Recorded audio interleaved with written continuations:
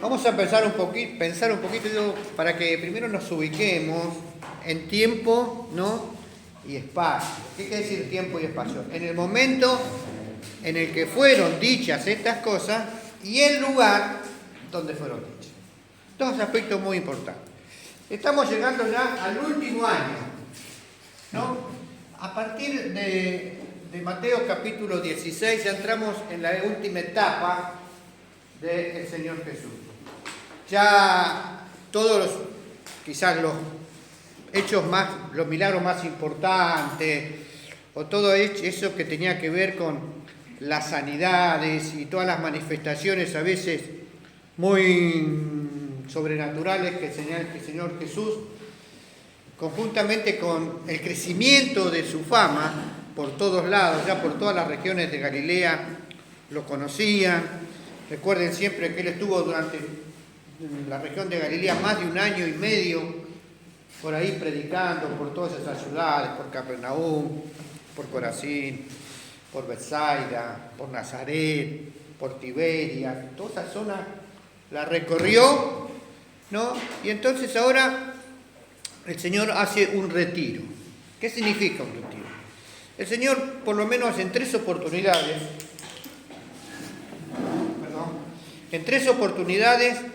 deja la predicación pública y se va con sus apóstoles a un lugar donde no lo conozcan mucho. Así una vez se va a las regiones de Sidón y de Tiro, donde eran ciudades romanas totalmente en esa época, ¿no? Y ahora se va a ir a las regiones, como dice el 16, en el Mateo 16, verso 13, y viniendo Jesús a las regiones de Cesarea de Filipo.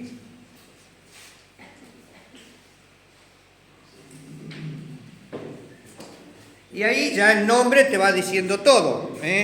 Cesarea era una ciudad dedicada al César.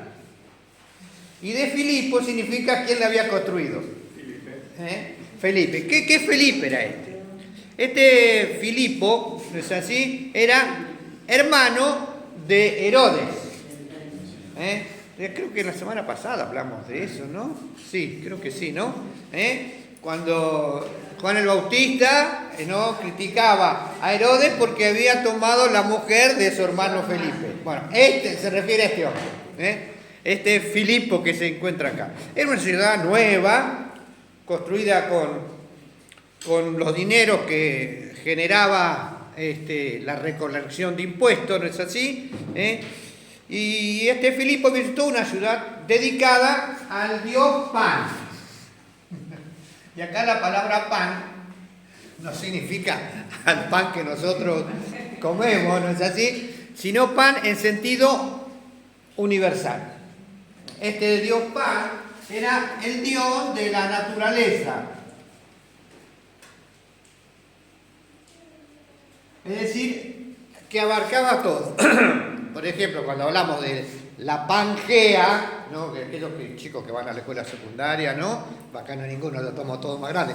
Pero cuando íbamos a la escuela, nos hablaba la profesora de geografía, ¿no? Que antes de que todos los continentes se separasen, había un solo continente que se llamaba la Pangea. Así que era en sentido universalista. Entonces este dios Pan lo ocupaba todo. Y había, como siempre, en todas las ciudades romanas, un templo muy importante dedicado al César. Es decir, el César, o el rey, era considerado como un dios. Por eso cuando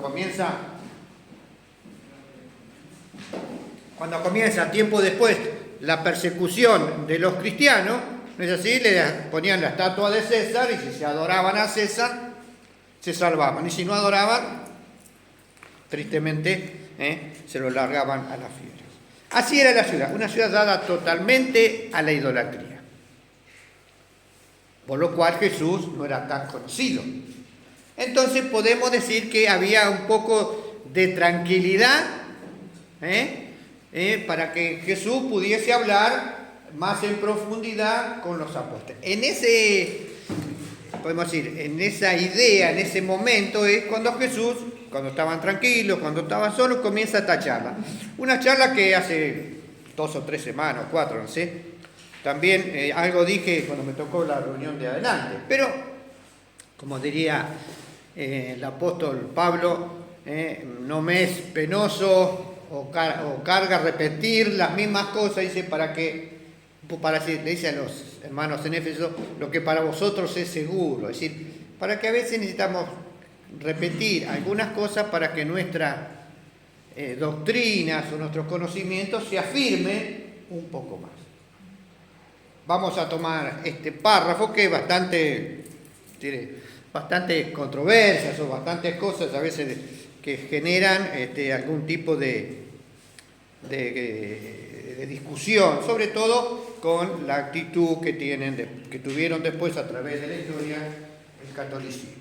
Muy bien, entonces Jesús se encuentra ahí con sus discípulos y entonces les hace una pregunta. ¿Quién dicen los hombres que es el Hijo del Hombre? Y entonces acá habla el Señor Jesús ¿en qué? En tercera persona. La palabra Hijo del Hombre, que se utiliza mucho en los evangelios, se está refiriendo ¿a quién? A su persona. Hijo del Hombre, ¿como qué? Como representante de la humanidad. En ese sentido lo toma. Y también hay una referencia, la única referencia que se encuentra en Daniel capítulo 7. No lo vamos a buscar, para que nosotros tengamos noción.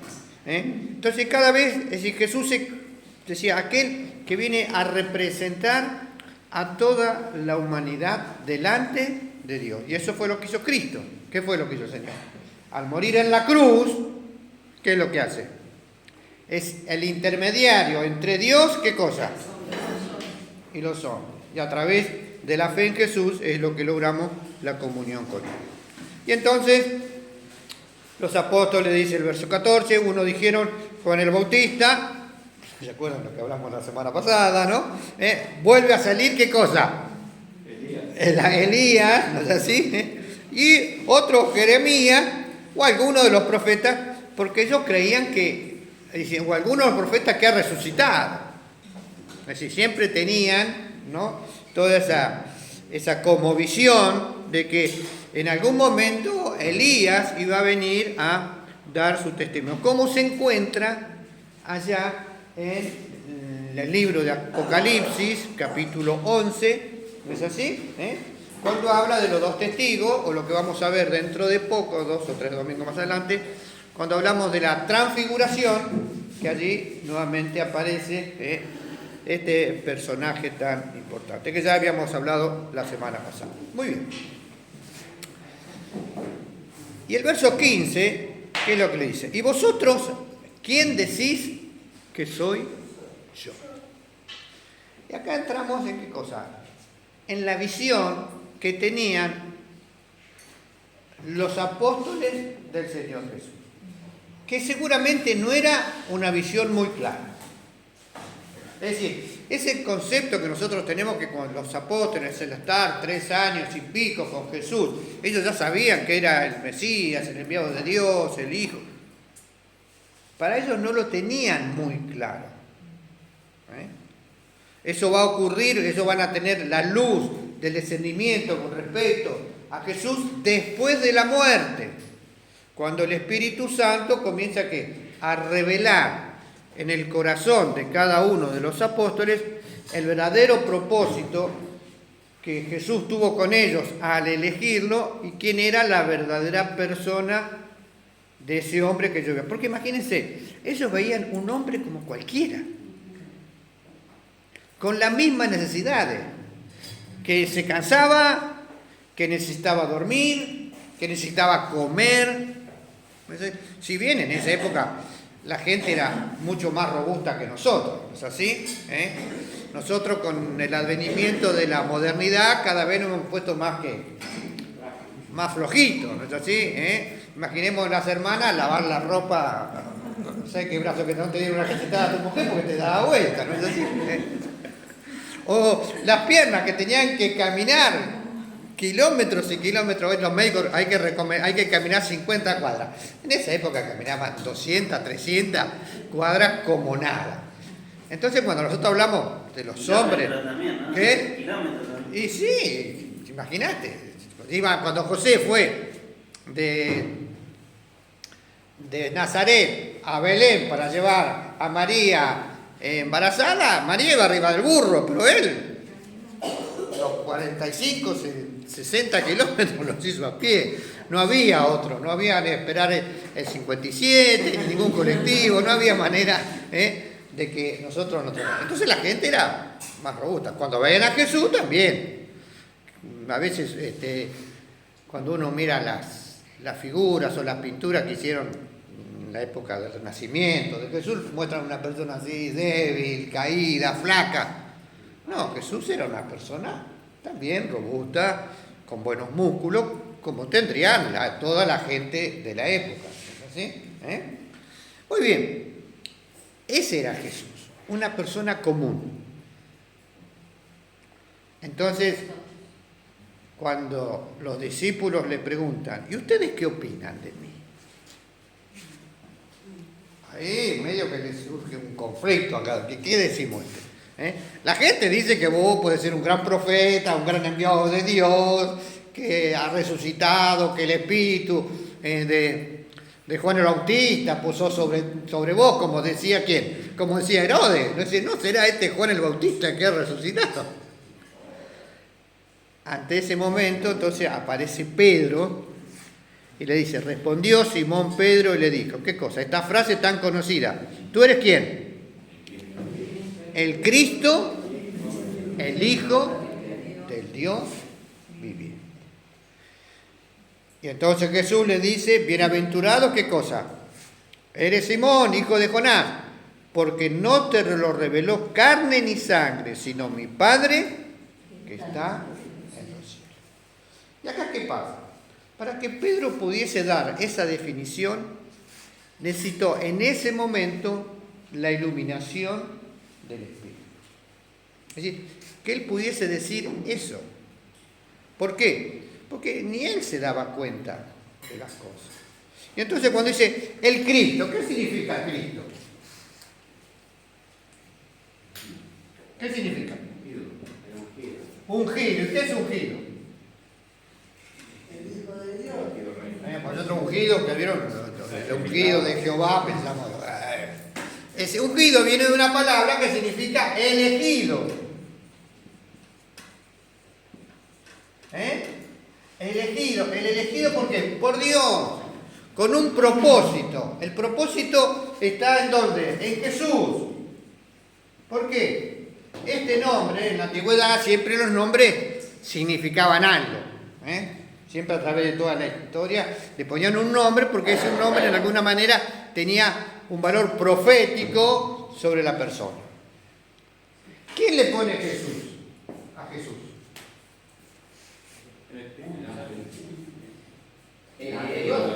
El ángel, ¿qué es lo que hace? Va y le dice a quién. A José, en Mateo capítulo 1. ¿Por qué? Porque y llamará ¿qué cosa? Su nombre Jesús. Y ahí él le explica, porque salvará al pueblo de sus pecados. Entonces Jesús, ¿qué significa? ¿Qué significa Dios salva? Y entonces nosotros decimos ¿qué cosa? Cuando unimos estas dos palabras, ¿cómo decimos? Jesucristo. ¿Y qué estamos? Fíjense qué interesante. Estamos diciendo ¿qué cosa? El elegido salva. Dios salva. ¿Por qué? Por medio de su elegido. Y acá hay cosas interesantes. Dios salva a través de Jesucristo. Eso significa Jesucristo, a través de su ungido, a través del cual Él eligió. Hay toda la definición en el nombre entonces de Jesús. cuando lo decimos. Y por eso, dice el apóstol Pablo, que en ningún otro hay salvación, sino ¿quién? En Jesucristo, porque Dios así lo ha establecido. Entonces Pedro, ¿no? Dice, tú eres el Cristo, aquel que hemos estado esperando, porque también había en toda la nación de Israel el restablecimiento del reino eterno. Los judíos, recuerden siempre, estuvieron siempre con unos problemas tremendos de nacionalidad. No viene desde ahora esto del terreno, de la que estamos peleando por la tierra, pasó siempre. Esa zona de Palestina, esa zona de Galilea, que era una zona rica porque la tierra era fructífera, estaba siempre en discusión. Todos los reinos que pasaban por ahí, recuerden siempre, para que más o menos tengamos una idea, ¿no? Por acá está Europa, ¿no? Acá está el estrecho del Bósforo, ¿no? Acá viene Asia Menor, que todo para allá se va a Afganistán y todo eso. Y acá hace una curvita así, ¿no es así? Y acá está Asia Menor, y después un poquitito más acá y acá está todo África. Todos los ejércitos, fíjense, todos los ejércitos que querían conquistar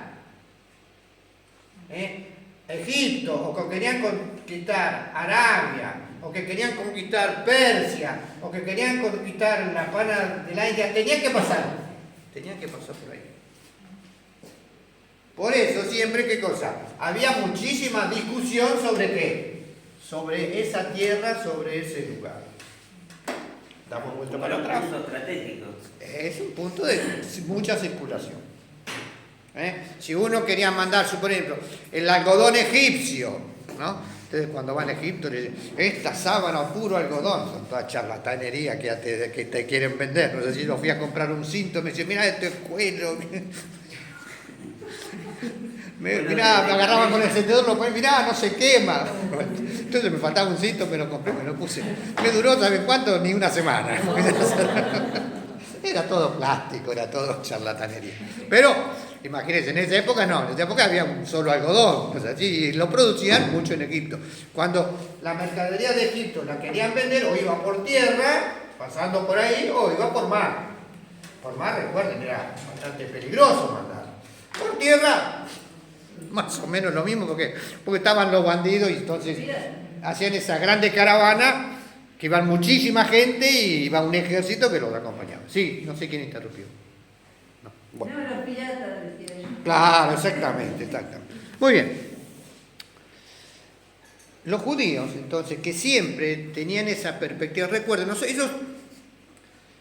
judíos tenían una gran esperanza en David. ¿No? ¿David quién fue? ¿Quién fue David? El más grande y el único rey que tuvieron, que tenía dos características. ¿Había qué cosa? ¿Había sido elegido por quién? Por Dios. También había sido ungido. Exactamente, siempre. A los reyes se los ungía, se los elegía. A Saúl también, que fue el rey anterior. Es decir, se los ponía de rodillas y le derramaban aceite en la cabeza. ¿Es así? Ese derramamiento del aceite simbolizaba que el Espíritu de Dios iba sobre esa persona. Pero no permanecía como nosotros en forma permanente.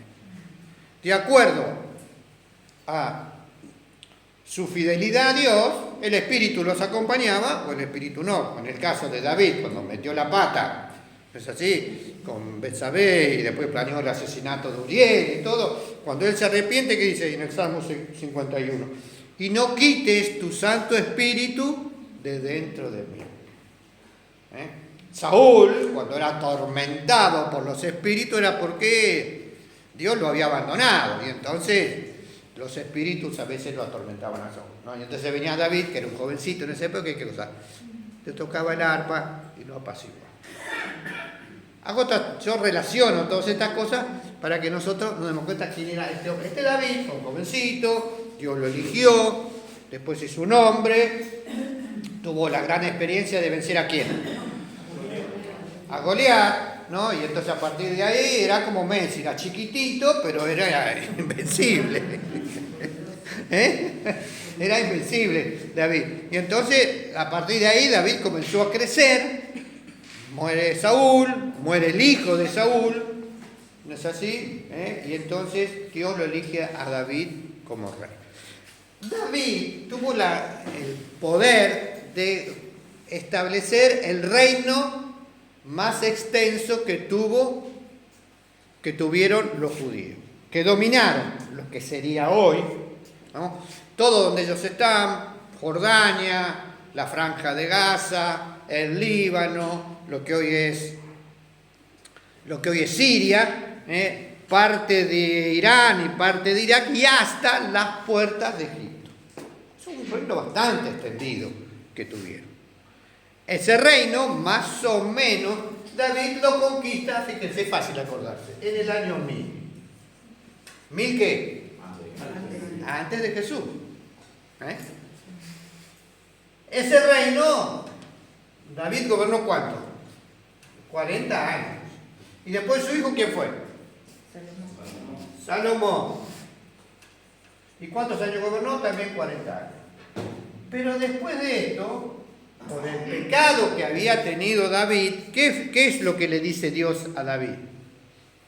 Que no iba a poder terminar de construir. No, eso con respecto al templo. Pero que después de él, su reino se iba a dividir. Y así fue.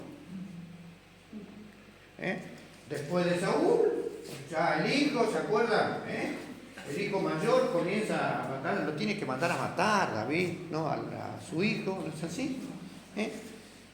Pero ¿qué pasa? Pero pierden el reino, ¿no es así? Es decir, a partir de ese momento pierden muchos territorios, empiezan la guerra con los filisteos, la guerra con los asirios. Dios le dice que se mantengan fieles y todo lo que ustedes leen en el libro de Reyes, sobre todo, van a ver que los dioses eran dados a la idolatría y todo eso llevaba consigo un castigo. Por eso cuando ustedes leen Isaías, o leen Jeremías, o leen Ezequiel, hay una cantidad de exhortaciones para que el pueblo deje la idolatría y se vuelva a Dios. Y allí que hay solamente muy pocas referencias, aquellas referencias de pocos reyes fueron fieles. Entre ellos el famoso conocido Ezequías. Es así, cuando encuentra el libro de la ley que hacían años que no lo leían, entonces él lo descubre en el templo, que estaba todo medio abandonado, y lo comienzan a leer, ¿no? Es ahí cuando el pueblo se reúne y lloran y todo. Es un relato que yo les hago del Antiguo Testamento para que nosotros vayamos asociando. Cuando pierden, cuando 300 años después de David, el reino ya se había dividido, había 10 tribus arriba, lo que sería Galilea y todo eso, dominado por el reino de Israel, y eso lo agarran los asirios y se lo llevan esclavos. ¿Por qué? Porque Dios le había dicho, vuélvanse de su idolatría, y el pueblo seguía dada. ¿Qué ocurrió? Desaparecieron las 10 tribus y solamente quedaron el reino del sur, que era Judá y Benjamín. Por eso siempre se le dice judíos, porque la única tribu que quedó más o menos estable fue la tribu de Judá. Porque las 10 tribus, las otras tribus, Zabulón, Neftalí, yo no me acuerdo todos los nombres, tenía que aprender de memoria. ¿Cómo? Rubén, Gad, Dan, ahí me ayudó Leo. Desaparecieron, los asirios invadieron y se los llevaron todo. Porque ¿qué hacían? Un método muy antiguo, cuando un pueblo era medio que generaba mucho problema, los agarraban a todos y se los llevaban esclavos a otros países, y entonces desaparecía. Muy bien. ¿Qué había ocurrido? Ya en el año 600, 400 años después de David, desaparece Israel como nación. Desaparece. Es llevada. Los pocos judíos que quedan también porque Dios les decía, vuélvanse de la idolatría, sean fieles a Dios. Y no entendían. ¿Qué ocurrió? Fueron llevados los judíos ahora ¿dónde? De esclavos a Babilonia. Lo que relata el libro de Daniel. Y allí quedaron esclavos 70 años. Cuando volvieron ya no tuvieron más nación. ¿Por qué? Porque primero fueron gobernados. Cuando volvieron fueron gobernados ¿por quién? Por los persas. Terminaron los persas y fueron gobernados por los griegos. El famoso Alejandro Magno, que ustedes ven en todas las películas. Bueno, gobernó ahí. Y después fueron gobernados por los romanos. Y después de los romanos fueron gobernados por los árabes. Y después de los árabes fueron gobernados, y eso duró muchísimos años, porque más o menos desde el año 600 después de Cristo hasta el 1800 fueron gobernados por los árabes. Y después fueron gobernados por los ingleses. Y después vino el desastre de ¿qué? La Segunda Guerra. Y recién allí volvieron a tener nación. Pero en la época de Jesús estaban bajo el yugo ¿quién? De los romanos. Y entonces ellos siempre leían las profecías del establecimiento del reino, que Dios en algún momento iba a mandar al ungido de Dios, al Cristo, al elegido, para darles un reino eterno, que Dios se lo había prometido a David. Dice que en David iba a establecer un reino perpetuo. Cuando ustedes leen en el Antiguo Testamento muchos pasajes van a encontrar esta referencia. Ahora imagínense,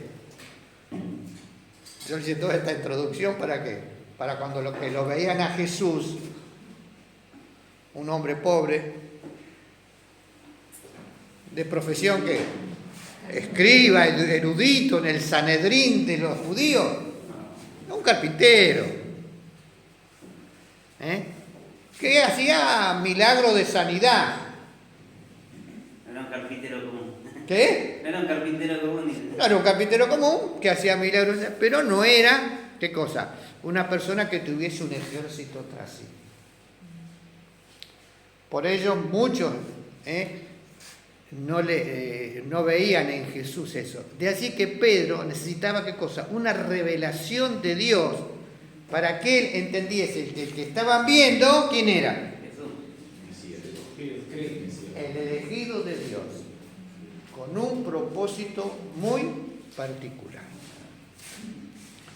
Jesucristo, Dios salva a través de su elegido. ¿Y el elegido quién era? Era Jesús. Entonces, ¿qué es lo que pasa? Jesús dice, el verso 17, entonces Pedro le respondió, bienaventurado eres, Simón, hijo de Jonás, porque no te lo reveló carne ni sangre, sino mi Padre que está en los cielos. Y entonces ahora podemos hablar un poquito de lo que es la revelación.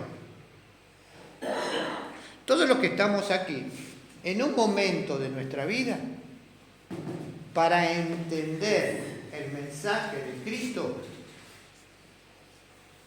tuvimos la necesidad que el Espíritu Santo nos iluminara. Si no, no hubiéramos creído nunca. ¿Por qué? Porque el ser humano es esclavo ¿de quién? El pecado.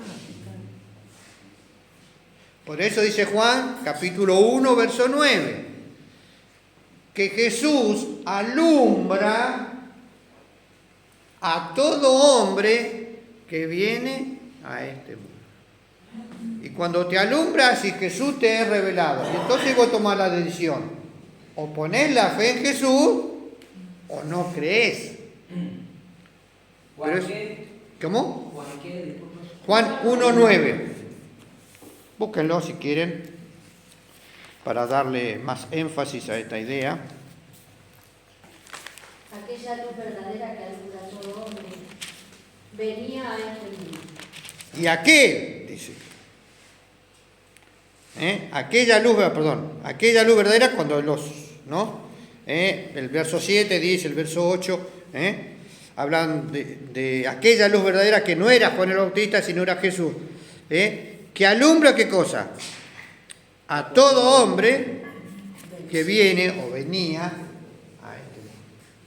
Jesús tiene esa característica. Nosotros, cuando el Evangelio nos es predicado, ¿qué es lo que pasa? Recuerden lo que dijo Jesús.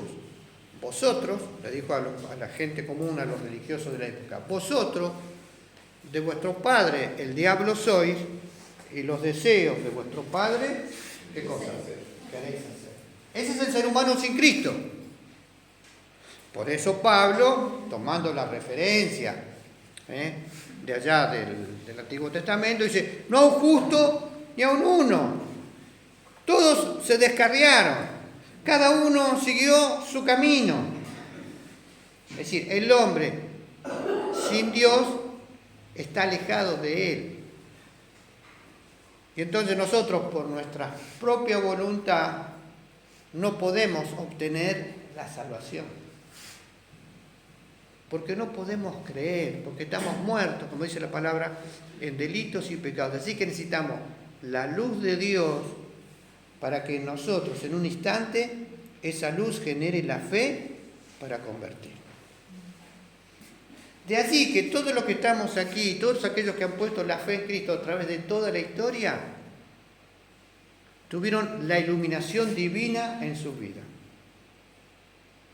Entonces algunos, che, Ignacio, ¿no se tira un poquito la mano? No. De así que esto que tiene que generar fe en nosotros. Porque si estamos aquí es porque Dios se detuvo en la historia, en un instante y en un momento, no sé en qué etapa de mi vida, a mí fue a los 14 años, a otros no sé a qué hora. Dios se te presentó y en ese instante vos pusiste la fe en Él. No sé, algunos tenemos experiencias de conversiones que es su momento. Otros no saben en qué momento se convirtieron, pero sí saben que, ¿no? Y entonces en ese momento que vos tenés esa experiencia de conversión, cuando se te pierde el pastor, te predica y vos estás sentado en la silla y sentís ese peso, no sé si les ha pasado el peso del pecado y que has ofendido a Dios. No es que estuviste asesinando a alguien, que quede claro, sino que vos no estuviste en comunión con Él. Y entonces se te predican a Cristo y que tenés que poner la fe en Él. Y entonces vos te abrazás a esa fe. Y entonces el Espíritu viene a tu vida y comenzás a tener una paz distinta que no tenías antes. ¿Nos ha pasado a nosotros, sí o no? Sí. ¿Y por qué ocurrió eso? Porque en el momento el Espíritu se detuvo, Dios se detuvo y pensó ¿quién? Pensó en mí. Y al pensar en mí, me dio la posibilidad, te voy a quitar por un instante toda la acción diabólica que está ejerciendo el príncipe de este mundo sobre tu vida, para que vos puedas tener la libertad de elegir. Y en esa libertad de elegir, vos te abrazaste a Cristo. Qué interesante es pensar, Dios salva a través de Jesús, Jesucristo. Y entonces, esto nos sirve a nosotros para generar fe. A veces nosotros vemos que pasan cosas y a veces no. Empezamos a renguear. Y nos pasan cosas y no me va bien en el trabajo, y tengo problemas económicos, y tengo problemas de salud, y tengo esta dificultad, y Satanás te empieza acá a susurrarte en el oído. Pero al final, si vos sos hijo de Dios, Dios te abandonó. No dice la palabra que Él no va a dejar que nadie, que tu pie no tropiece en piedra, y al final vos estás pasando toda la desgracia. ¿Dónde está Dios en tu vida? Y entonces nosotros empezamos. Y a veces nos viene la depresión, y a veces nos gana el pecado. No olvidemos que nuestra conversión es un milagro una acción sobrenatural de Dios sobre el ser humano, de los cuales yo estoy participando de esa preciosa bendición. Pensemos en Pedro ahora, cuando dijo, tú eres el Cristo. Jesús le dice, eres un bienaventurado porque Dios te lo ha revelado. Qué bendición que tenemos nosotros, que tenemos su palabra y que ahora las cosas las miramos de allá, como que ya pasaron, no hacia el futuro. Porque la nación de Israel y los apóstoles era difícil darse cuenta que Jesús en ese momento, un hombre común y entre comillas silvestre, como todos, era el ungido de Dios. De allí que él necesitaba una revelación especial. Esa revelación llega y aún Pedro la dice, pero aún ni Pedro se da cuenta, porque vamos a ver, si Dios lo permite, porque no vamos a llegar, estamos 10:30, no pasa la hora. Yo siempre me desvío, de hago cosas que no tengo. Bueno, volviendo a lo que estábamos diciendo. La semana que viene vamos a ver las consecuencias de los versículos finales, que Pedro le dice otra cosa totalmente distinta. Primero tiene esta gran revelación y después lo vamos a ver la semana que viene y dice, Señor, que no te pase esto. Y entonces Jesús le dice, apártate de mí, Satanás. De un extremo, ¿qué cosa? Al otro. Por eso era que Pedro quizás no tenía plena conciencia de lo que estaba diciendo. Luego de esa gran revelación, y entonces ahora Jesús comienza a darle ¿qué cosa? Las bendiciones a Pedro. Es interesante. Las bendiciones por aquellos que se someten a la voz del Espíritu. Cada vez que nosotros buscamos a Dios, cada vez que confesamos, cada vez que oramos, cada vez que nos reunimos en su nombre, no se olviden, Dios está estableciendo sobre nuestras vidas una bendición particular. Lo dice su palabra. Días atrás estuvimos hablando con unos chicos, ¿no? Que a veces vienen a casa.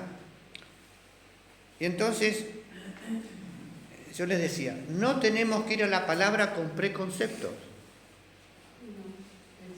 Tenemos que ir en la palabra, que la palabra sea la que los ilumine.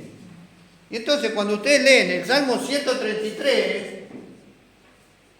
dice que no hay cosa más preciosa que el cuerpo de Dios reunido, que la iglesia o la congregación, dice, porque allí, dice, Dios envía bendición. Quiere decir que en este día que la iglesia está reunida, ¿Dios qué está enviando? Y yo tengo que creer y me la tengo que apropiar. Me la tengo que apropiar. Si yo me apropio de la bendición. Porque si yo no le pongo fe a la bendición no se hace efectiva en mi vida. Pedro, Dios ahora lo va a bendecir a Pedro. ¿Y qué le dice? Bienaventurado, eres hijo de Simón. Hijo, ¿no? ¿Cómo? Hijo de Jonás. Yo también digo que tú eres cosa, que tú eres Pedro. Ya le cambió el nombre, ¿no? ¿Y Pedro qué significa? Roca. Piedra chiquita. Pedro significa piedra chiquita. La otra palabra cuando dice, tú eres y sobre esta roca, que es la otra manifiesta, hay dos frases, yo no las traje hoy a la palabra griega, pero hay una diferencia entre Petra y Petrus. Las dos diferencias. Uno es piedra chica y el otro es roca. Cuando hablamos de una roca, ¿qué hablamos? Una cosa más grande. Y sobre esta roca, ¿qué cosa? Edificaré mi iglesia y las puertas del Hades, en otra traducción dice del infierno, no prevalecerán contra ella. ¿Y acá qué hizo? Acá hizo la iglesia. ¿Qué fue la gran doctrina católica? ¿Cuál es? La sucesión. La sucesión apostólica o papal. ¿Qué dice? Que la iglesia de Pedro es el representante de Cristo en la tierra. ¿No es así? Y entonces de ahí establecieron, yo tengo un libro, ¿no es así? Que Graciela me lo regaló porque me gusta un poco la historia, ¿no? Y entonces, que escrito por un católico. Y entonces él establece la sucesión papal desde Pedro para acá. Hay cosas que no se pueden ni creer, ¿no es así? Porque no es así. Es decir, la doctrina católica de la sucesión papal no apareció hasta después de 600 años de que Cristo murió en la cruz.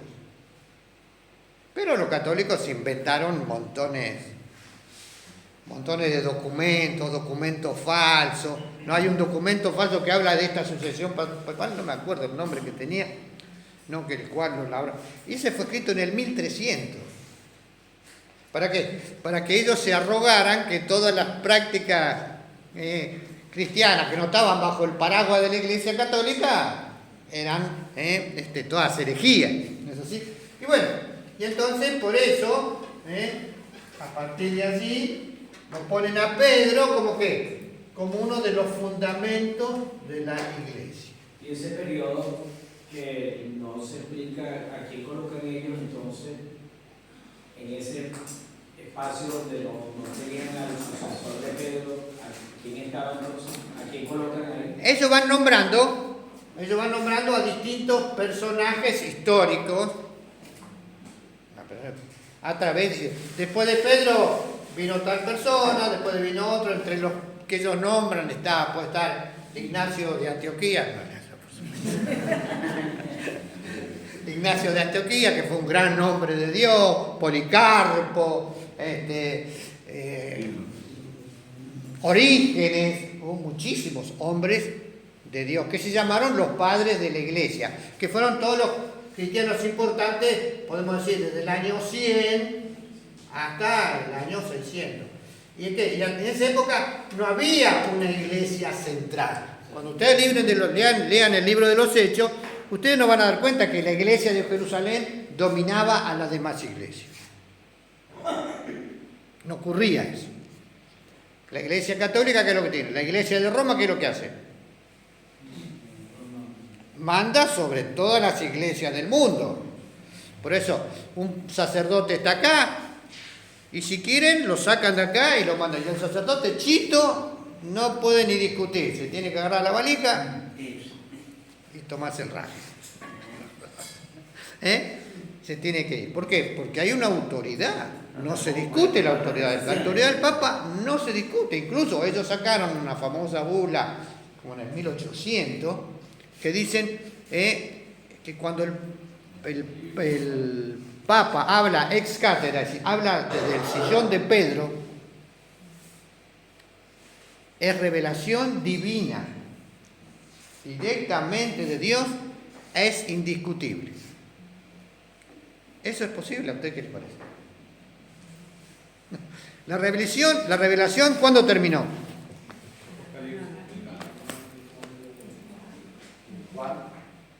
Con el Evangelio, con el Apocalipsis de Juan. Ahí terminó la revelación escrita.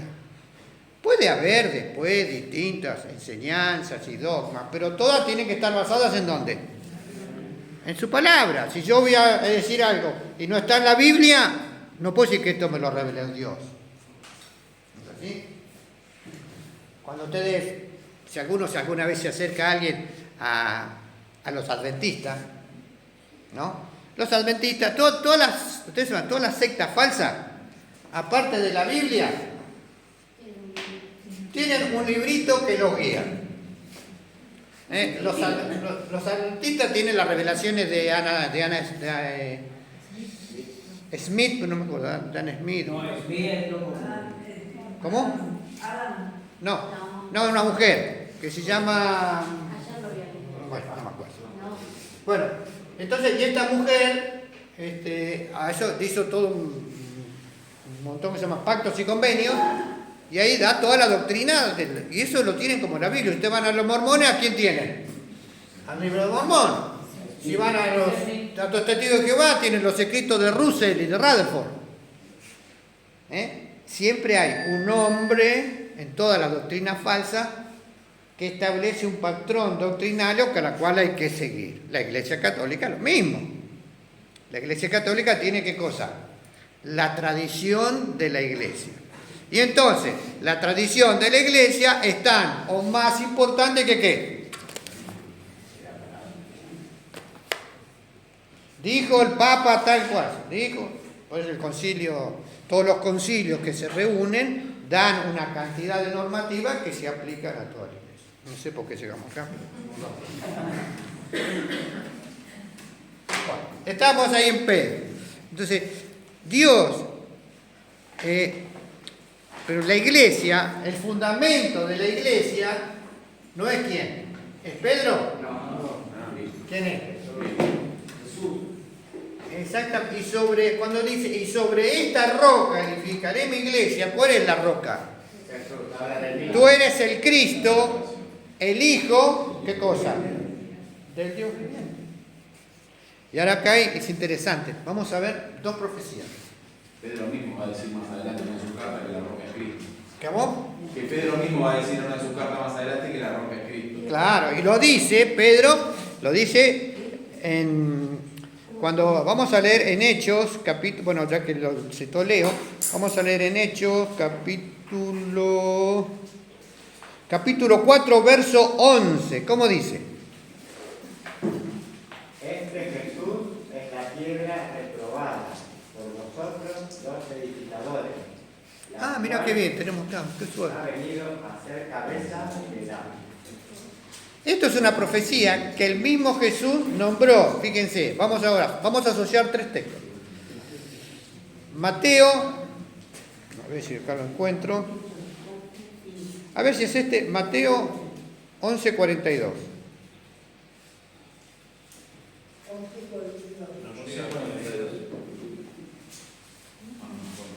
No. Mateo 22. ¿Cuál? El 11 llega al 30, no llega al 42. No, entonces... Bueno, vamos al Salmo 118:22. ¿Cómo dice? Un día vamos a estudiar el Salmo 118. Cuando me puse a leer esto, vi que el Salmo 118 tiene una enseñanza muy, muy interesante, ¿no? La piedra que desecharon los edificadores ha venido a ser cabeza del ángulo. Es decir, la misma referencia que hace quién. Pedro. Es decir, Pedro dice que Cristo es ¿qué cosa? La piedra angular, que dice en Efesios 2:20. Perdón, en primera de Pedro 2:4, el apóstol Pedro dice, acercándonos a él, piedra viva, desechada ciertamente por los hombres, mas para Dios escogida y preciosa. Fíjese, Pedro está haciendo referencia dos veces ¿a qué? A la profecía. Jesús se apropia de esa profecía. A ver, vamos a intentar 21:42. A ver, fíjate si encontrás 21:42. Mateo 21:42.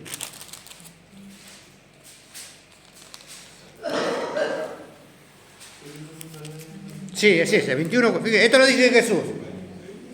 ¿Qué dice? 21:42. Fíjense. Jesús le dijo, ¿nunca leíste en las Escrituras? La piedra que desecharon los edificadores ha venido a ser cabeza del ángulo. El Señor ha hecho esto. ¿Y es cosa maravillosa a nuestros ojos? Es decir, Jesús ahí en este momento se está apropiando que Él es ¿qué cosa? La piedra fundamental de la iglesia. Cuando vamos ahora a Efesios 2:20, acá vuelve a certificarlo. ¿Cómo dice? Edificado sobre el fundamento de los apóstoles y profetas, siendo la principal piedra del ángulo Jesucristo mismo. Jesucristo mismo.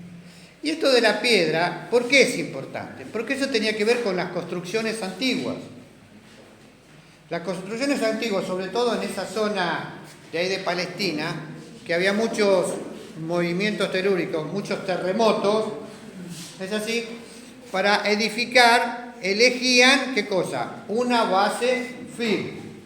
¿No es así? Y acá me aparto 5 minutitos nada más. Es decir, el templo, ¿no? Es esto, así, fíjense, en Jerusalén es un terreno muy escarpado. ¿No es así? Y entonces, donde había un monte, donde fue Abraham, muchos años para atrás, es así, ¿qué le dijo? Lleva a tu hijo al monte que yo te diré, y allí, ¿qué cosa? Lo vas a sacrificar a mí no. Entonces lo lleva acá, a este monte, ¿qué era? ¿Qué cosa? El monte Moria. Y allí, ¿qué cosa? Ató, ¿a quién? ¿Ató a quién? Isaac. A Isaac, y entonces ahí. Entonces este lugar fue donde después con el tiempo se va a construir, ¿qué cosa? ¿El templo de qué? El templo de Jerusalén. Pero como era un monte muy escarpado, es así, los judíos para construir el monte pusieron acá piedras tremendamente grandes. Y cuando estuve allí, quedé asombrado, había una piedra que tenía 2 metros, es decir, los judíos ahora excavaron todo lo que es la base del templo, porque de este coso quedó acá solamente una pared sola, que es el muro de los lamentos, lo que nosotros conocemos. ¿No es así? Hicieron una pared tan alta y después rellenaron acá para que acá, esto que era así, lo transformaron en una plaza. Así estaba el templo que después fue destruido. Una plaza. ¿Una qué? Una plaza. Pero para hacer la plaza tuvieron que hacer una pared con unos bloques de piedra. Y pusieron una piedra que tiene como 11 metros de largo. Increíble. 2 metros de altura por otros 2 metros así de ancho. Y eso es el cimiento de un paredón que hoy se conoce como el muro de los... Vinieron montones de terremotos y ¿qué pasa? Y no se cayeron. Por eso piensen, cuando los judíos hablaban de la principal piedra del ángulo, hablaban de un cimiento firme. Y entonces Cristo es la roca, porque Cristo es el cimiento firme, elegido ¿por quién? Por Dios. No puede estar una iglesia basada en quién. En el hombre. Por más santo que sea el hombre, siempre ¿qué cosa? Pecado. Nosotros pensemos en David. Cuando Dios, ¿qué dice el Dios de David? Cuando lo elige. Tenía el corazón conforme a... Que elige a David porque tenía un corazón conforme a quién. Y cuando uno ve a David, ¿qué fue lo que hizo David? Adulterio vencido. Terrible pecado. Porque fue a un adúltero, porque se buscó a la mujer que no le correspondía, teniendo él, ¿qué cosa?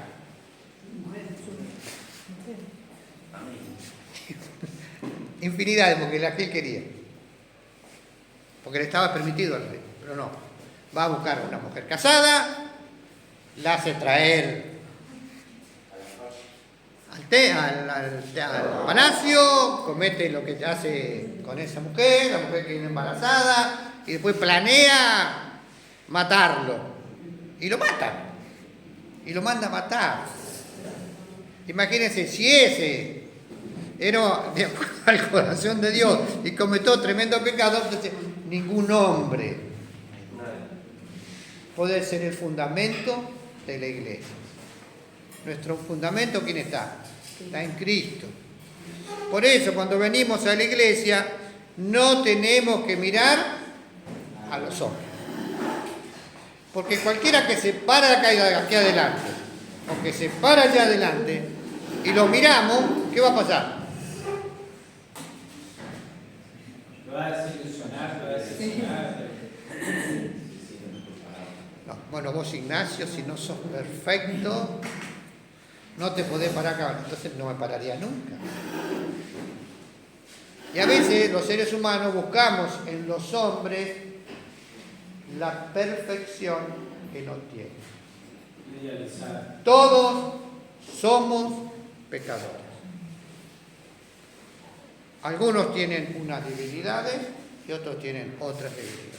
Por supuesto, que quede claro, el pastor, como los que se paran acá, tienen que tener un testimonio más o menos bueno. Si yo salgo de acá y me drogo, ando con cosas que no corresponden, o robo, cosas que no me voy a poner acá a hablar, porque se tiene que mostrar que cosa un cambio, pero no vamos a pretender que sea la persona intachable. ¿Por qué? Santa, porque eso no va a ocurrir. Por eso cuando escuchamos la palabra, tenemos que escuchar la palabra que esté fundamentada en la Biblia y no solamente mirar al ser humano. Porque los seres humanos, ¿qué es lo que buscan? Muy bien, que los adulen, que digan qué bárbaro que son, que los aplaudan. Y a veces cuando hacemos esas construcciones, después ¿qué pasa? ¿Cuántos grandes predicadores después terminaron? Haciendo desastres. ¿Se acuerdan de Jimmy Swaggart, que era lo máximo? ¿Sí? Cayó en pecado, de allí que no tenemos que poner. Por eso la única roca firme en la iglesia, ¿quién es? Cristo. Y con esto terminamos. ¿Qué es la iglesia? Y ahí se lo dejo para la semana que viene. ¿Qué es la iglesia? La iglesia viene de una palabra griega que se llama eclesia.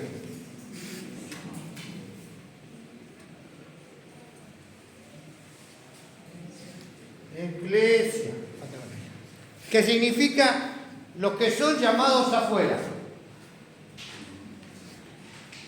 Entonces ahora piensen, cuando Jesús dice en ese momento, y sobre estos que han sido llamados afuera, edificaré. Es decir, voy a edificar mi iglesia. No, ¿cómo es? Como dice el texto acá. Estaba leyendo. No lo encontraba. Vamos al 16, dice. Y sobre esta roca, es decir, los llamados afuera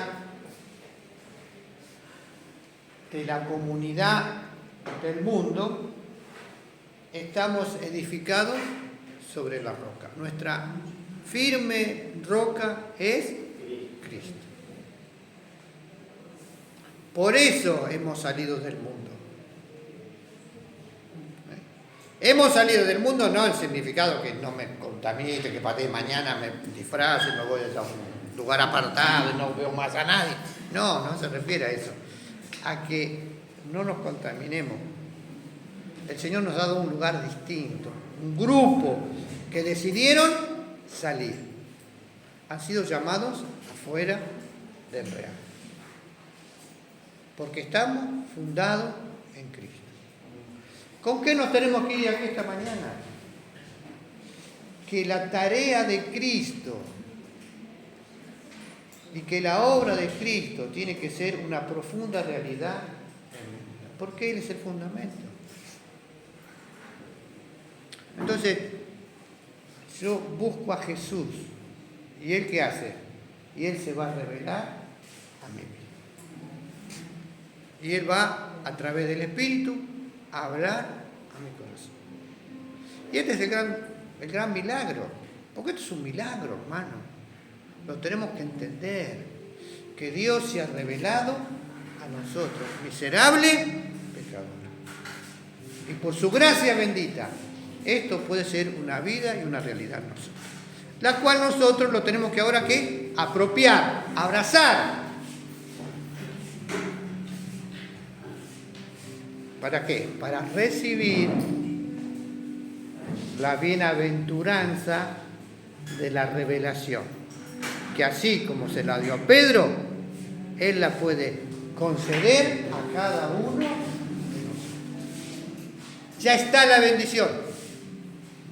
Ahora nos tenemos que apropiar de ella. Abrazar, creer. Que el Señor nos bendiga. Seguimos la clase. No se pierdan que viene lo mejor. No se pierdan el domingo que viene. Bueno, muy bien.